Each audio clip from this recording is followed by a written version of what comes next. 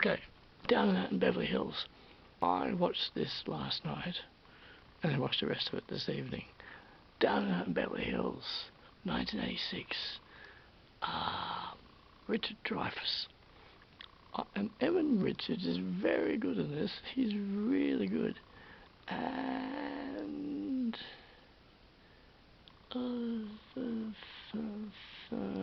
yes, Richard Dreyfuss, an interesting man.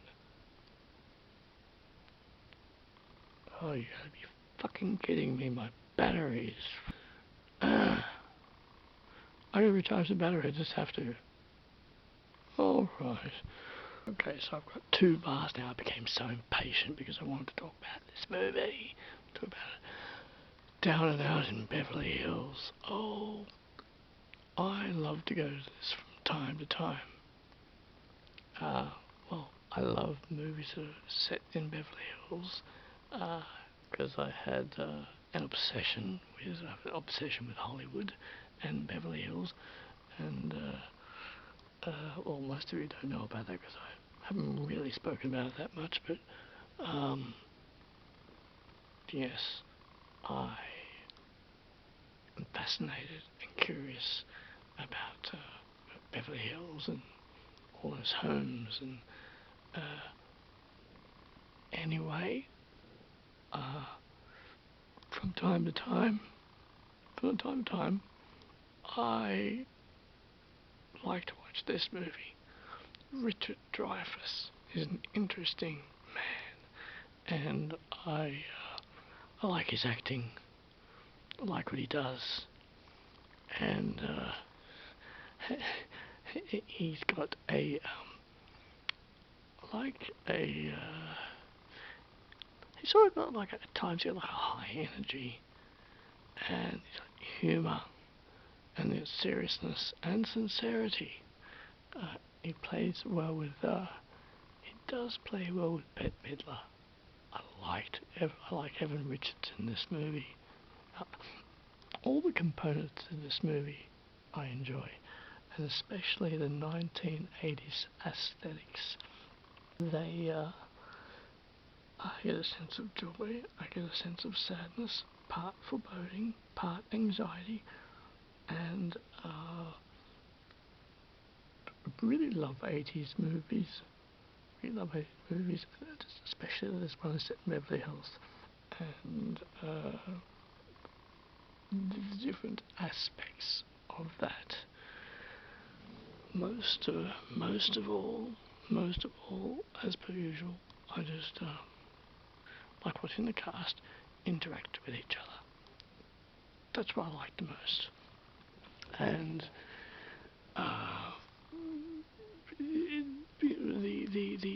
the atmosphere and the set,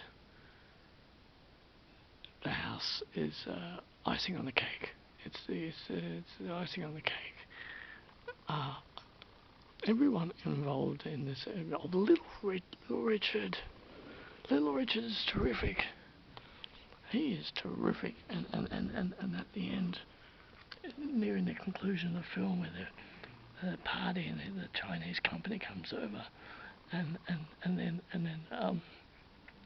Richard Dreyfuss' daughter, she confides to her dad about Jerry, and there's a chase through the house, and I'm jumping to this because it works so well. That scene is done so well where little Richard, it almost can send you into a trance. It's like hyper and powerful. And I love scenes with water in them. I really like scenes with water in them a great deal. And people and water, and is it little Richard on the piano? Marvellous, just marvellous, wonderful. And the energy. Little Richard, he has this energy. And throughout the movie, little Richard, he does have outbursts, but yet there's subtlety there, stillness. And but when he's at that piano, it's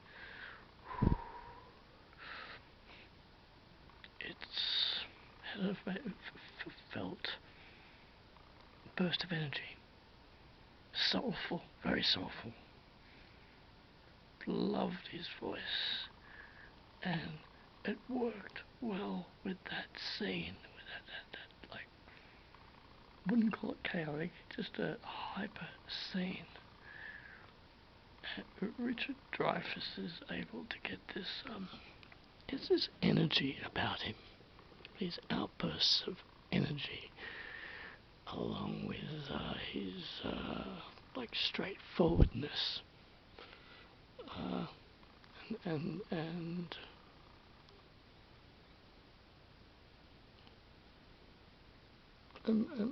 what what I've been doing recently is I had to think about Matisse, that Doc Matisse. He does so well in this movie, and one of my favourite scenes is with a psychiatrist who is played by who's the psychiatrist played by? I'm not gonna be able to. Memory is good, yeah. That scene where Matisse, and he puts the food in the bowl, and Matisse picks up the bowl and tosses the food. It's one of my favourite scenes in the movie. It's well done. I just like it. There'll be small moments in the movie that I think are so well done, and that's one of them. And it's Richard Dreyfuss to hug Matisse, and also some other quite good moments in the movie where, because when Matisse takes to Nick Nolte, and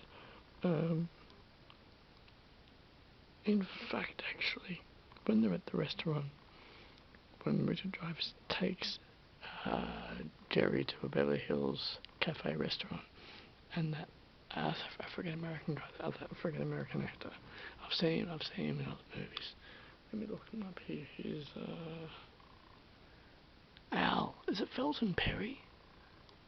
I think it's Felton Perry. Al plays Al. He's another interesting guy. He's another interesting actor. And I enjoyed that interaction at the cafe. There's quite a few moments in this movie that I enjoy. The scenes are well structured, they're well done. Matisse, the dog Matisse, he's quite good. I might continue this tomorrow. It's 1:15 a.m. and I'm going to continue this tomorrow because I want to sleep soon. So I am tired. I want to sleep soon. I want to talk more about this properly. I'm going to do it tomorrow. Of this wonderfully curious, interesting movie. It's 24 hours later. It's 12:12 a.m. on the 7th of June 2023. And I've got a few things to say. Cast. There we go. Cast. There's a couple of points I wish to touch on. I will talk about Evan Richards first, who plays Max, and who is recording everything, and seemingly at the semi-irritation and annoyance of Richard Dreyfuss, who would prefer Max to be present, which I just thought about this, which could be a contrast of 2022 where kids are on their iPhones, but I won't. I want to get back to this point. Evan Richards plays his role wonderfully, and at first I thought, okay, so is he gay, wanting to come out? That's the general impression that I do get. However, what is conveyed in the movie is actually that he has a group of friends, a bit quirky, very interesting group of friends, and they're in a band, and Evan Richards is exploring his style. He's wanting greatly to express his personality. I know I'm saying obvious things, but I'm just talking about what I see in the movie. And Nick Nolte encourages Evan to come out, to express himself. And okay, the question is Evan Richards' character in this movie gay? Gay. I'm not for certain about that, and I also don't think it's greatly overly important because he doesn't actually say it. He doesn't say it. What he does say is, "These are my friends, Dad. These are my friends. I haven't been able to talk to you properly." Also, this guy Max, he's not gay. I think he's heterosexual, but he's just expressing himself. But I don't think yeah. I'm going to continue with my point. Just wanted to say that. So really, I think it's all about Evan Richards, Max,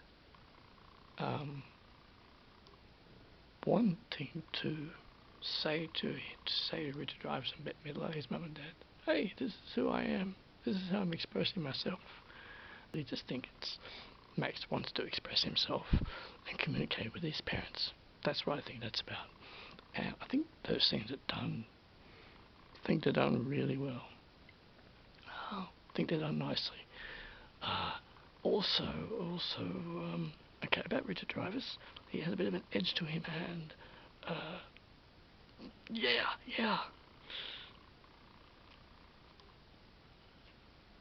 Where is she? Elizabeth Penn Carmen. She has a very alluring screen presence. I think she's quite terrific. Okay, I really want to talk about that scene with Little Richard, who plays Orpheus. I want to talk about him because in this movie actually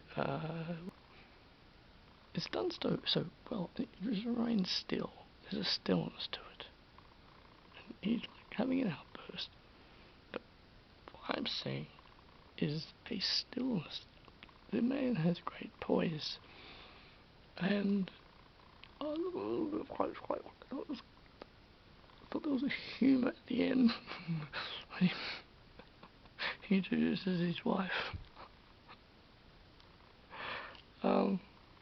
Now, this scene where Little Richard's playing the piano and Richard Drivers is chasing Nick Nolte throughout the house. Now, Little Richard is playing the piano, and okay, so you've got the piano, that's level one. You've got the pool,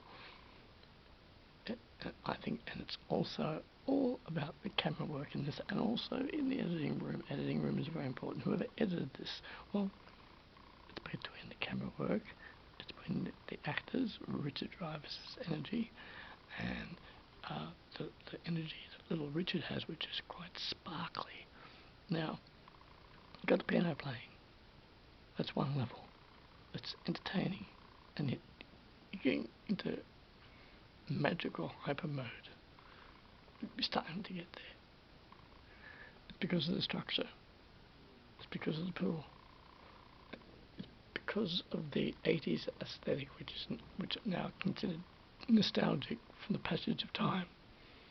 Because I'll get to this after I make this point, but I think the house and the aesthetics, like the style, the 80s style, is a huge character in the movie, a character unto itself.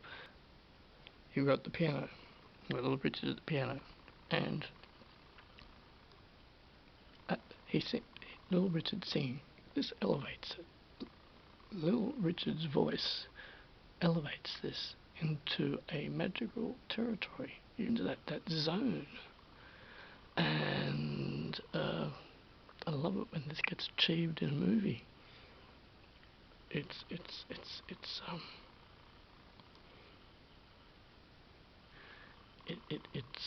a moment, and Little Richard carries the moment. Little Richard carries the moment completely by himself.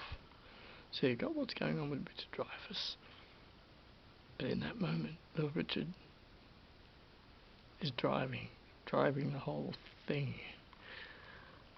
Oh, and boy, is it felt in a good way, in a positive way. And he drives it home. Just had this thing about water. I think, well, I wasn't on set, I don't know, but a good director can get the best out of their actors. And Richard Dreyfuss, being a veteran, got a grittiness about him. Bette Midler, she has a, what is it, cheekiness? She's charm. Bette Midler's charming, almost in a bold way. Loud, yet not overbearing. You've got the mainframe, and then what happens at a certain part is you have to take everyone away from everything. It would take one of the characters away for a while. So Richard Dreyfuss goes down to the beach and joins Nick Nolte's buddies and spends the night. And because at first I'm like, oh, do we really want to be here? Because as I said, when you split apart from the main crowd of the movie, it's you don't know these people. You don't care about you don't care about these new guys. But he joins them, and then within about 2 minutes through the development of that scene, 2 minutes, it's like, oh yeah, these guys are cool. These guys are cool. I'm always wanting to connect to every moment of a movie. First I'm reluctant about new characters, but then I'm like, okay, what do you got? And so, it's scene on the wharf when Richard Dreyfuss and Nick Nolte are having that conversation on the wharf. This movie is, the movie's well done. It's entertaining. I would say it's educating. Richard Dreyfuss' character, Dave Barr,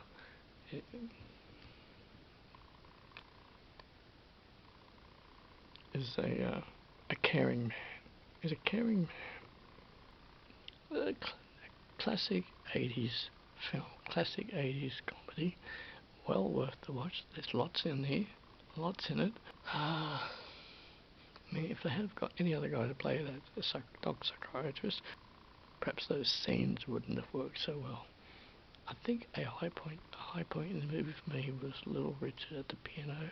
He elevated things. It was almost spiritual. Richard Dreyfuss, this character in this movie, is a caring man. Because, Nick Nolte's character, low on his luck, on the streets. He's streetwise. He knows all places to find food and where to go. He's streetwise, and I think that Richard Dreyfuss' character is a very caring man, very sympathetic man, because Nick Nolte's been quite rough around the edges, and Richard Dreyfuss recognises this, and Richard Dreyfuss' character recognises this, and he's like, well, he's almost empathising. Is he empathising? He's being sympathetic to the situation. So, Richard Dreyfuss' character in this movie, very caring, very caring, and generous. There's lots of pinks in this movie. I like pinks in movies. What's that movie when they're setting off the firecrackers? Is it Boogie Nights? Or is it Wonderland Avenue? Boogie Nights. Wonderland Avenue, Val Kilmer, or is it Boogie Nights? Setting off the firecrackers. It's one of those. This is It's a very entertaining film. I think it educates, I think it elevates, I think it inspires. It has moments where it does that, and I think this movie establishes, I think it has all levels in it, and has some big driving forces such as Richard Dreyfuss, Evan Richards, and Little Richards. I'm going to wrap it up. Thank you so much. If you give me your thoughts below in the comments, tell me what you think about this movie. You've seen it a few times, seen it more than a few times. Is it a movie that you, I wonder if there's a sequel to it. I don't think there ever was. Is it a movie that you go back to? Alright, I'm going to wrap this up now. Thanks so much for watching Midnight Charlie Man. Thanks so much for tuning in and watching.